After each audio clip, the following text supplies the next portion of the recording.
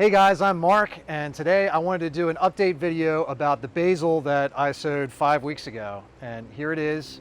There's 3 flats here, 12 different varieties. There's 2 rows of each variety. It's kind of hard to tell on this one, but with this one you can sort of see what's going on. There's 2 rows, 2 rows, 2 rows, so on and so forth.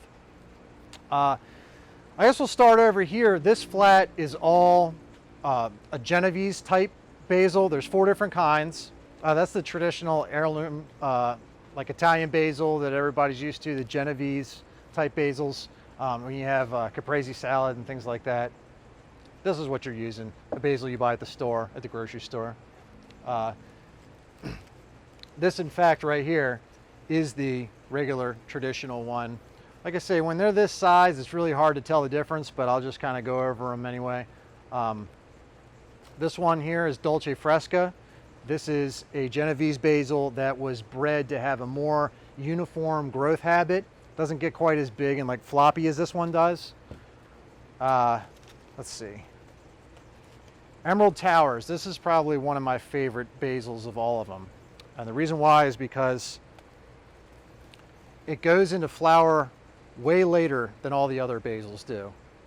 And anybody that grows basil knows that when you have basil that goes into flower, you're not going to get too many leaves off of it after that. It's called going to bolt. But this one, as much as 2 months later than the rest of them, will go to bolt. So that's an excellent, excellent variety. Everleaf Emerald Towers. Here's another one, well, 2 that I'd have to say are also my favorite because they are extremely resistant to downy mildew, which can be a problem, especially if you're somebody like me who lives in a very humid part of the world. We do tend to have issues sometimes with downy mildew, and Devotion and Obsession from Rutgers just do an excellent job at fending that off. This is Obsession, this is Devotion. Like I say, a lot of the Genovese types at this stage, it's kind of hard to tell the difference visually and really even taste-wise. As far as, I'm putting this the wrong way. There's Obsession. There you go, I can't tell the difference. As far as even taste-wise and aroma, a lot of the Genovese, I mean, they're very, very similar. It's pretty much just with growth habits that you're gonna see a difference. Moving on. Now here's where you're gonna see a little bit of a difference, maybe at this stage of the game. This is a cinnamon basil and a lemon basil. They look pretty similar. A little bit more of a narrow leaf. These are really good for tea.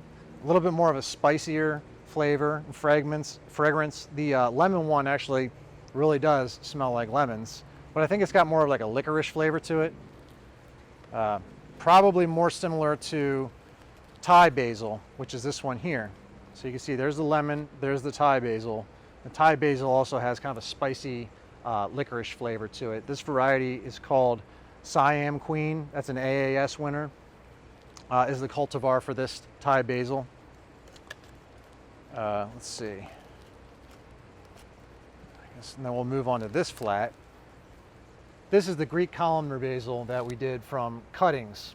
All of these were done from seed, except this one. This was done from a single cutting that was put into this pot. You can see there's just one plant there. And I want to show you, let's take this one out. Right now is a great stage in the game to top your basil.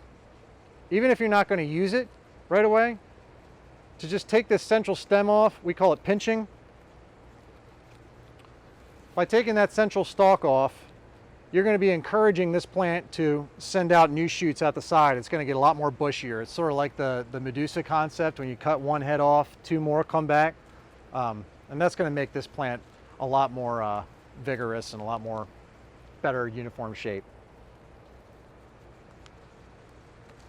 You can tell, oh, I want to show you the roots too. You can see how well they rooted out. They're all doing very well. These have all been kept at about, in a greenhouse, that's been kept at about 70 degrees overnight. Red Reuben, this is probably the one that stands out the most. Really neat basil, a little more powerful taste to it than the rest of them.